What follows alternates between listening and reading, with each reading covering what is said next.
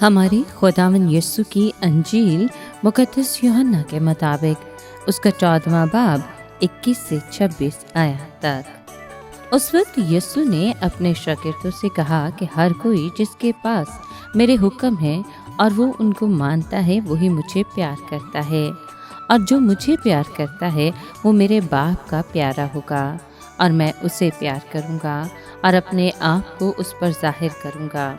यहूदा ने, उस अस्करियोती ने नहीं, उससे कहा कि खुदावन ये बात किस तरह है कि तू अपने आप को हम पर तो जाहिर किया चाहता है लेकिन दुनिया पर नहीं। यीशु ने जवाब में उससे कहा, अगर कोई मुझे प्यार करता है तो वो मेरे कलाम पर अमल करेगा, और मेरा बाप भी उसे प्यार करेगा, और हम उसके पास आएंगे और उसके यहाँ अपना मुकाम करेंगे। जो मुझे प्यार नहीं करता वो मेरी बातों पर अमल नहीं करता, और जो कलाम तुम सुनते हो वो मेरा नहीं बल्कि बाप का है जिसने मुझे भेजा है। मैंने ये बातें तुम्हारे साथ होते हुए तुमसे कहीं, लेकिन वो वकील यानी रूह कुदुस जिसे बाप मेरे नाम से भेजेगा वही तुम्हें सब बातें सिखाएगा, और जो कुछ के मैंने तुमसे कहा है तुम्हें याद दिलाएगा। पाक कलाम के पढ़े और सुने जाने पर खुदावंद की बरकत हो, खुदा का शुक्र हो। अजीज दोस्तों, खुदावंद के साथ मोहब्बत का हकीकी सबूत उसके हुक्मों की फरमाबरदारी है। अगर हम उसके हुक्मों को मानना नहीं चाहते तो उसके साथ मोहब्बत रखने की बात करना बेमायनी है। एक लिहाज से बाप सारी दुनिया से मोहब्बत रखता है, लेकिन उनसे ख़ास मोहब्बत रखता है जो उसके बेटे से मोहब्बत रखते हैं। मसीह भी उनसे मोहब्बत रखता है और ख़ास तरीके से अपने आप को उन पर जाहिर करता है। हम निजात दहिंदा से जितनी मोहब्बत रखेंगे उतना ही ज़्यादा उसको जानेंगे।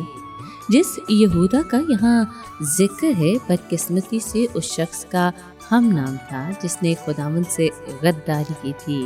वो समझ नहीं सका था कि खुदावंद किस तरह शागिर्दों पर तो जाहिर होगा मगर दुनिया पर जाहिर नहीं होगा।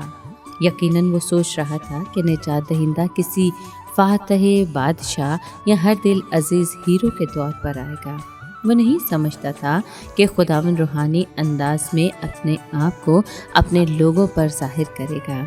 वो ईमान से खुदावंद के कलाम के वसीले से उसे देखेंगे। जब मसीह दुनिया में था तो शागिर्द उसको जानते थे, लेकिन आज रूह कुदुस के वसीले से हम उसे बेहतर तौर पर जान सकते हैं। जब वो दुनिया में था तो भीड़ में सामने के लोग पीछे के लोगों की निस्बत उससे ज़्यादा करीब होते थे, लेकिन आज ईमान के वसीले से हम में से हर एक उसके साथ करीब तरीन रफ़ाकत से महसूस हो सकता है। मसीह ने यहूदा को जो जवाब दिया उससे वाज़ेह होता है कि इनफरादी तौर पर उसके मौदा इजहार का ताल्लुक़ खुदा के कलाम से है। कलाम की फरमाबरदारी का नतीजा ये होगा कि बाप और बेटा ईमानदार के पास आएंगे और उसके साथ सुकून करेंगे।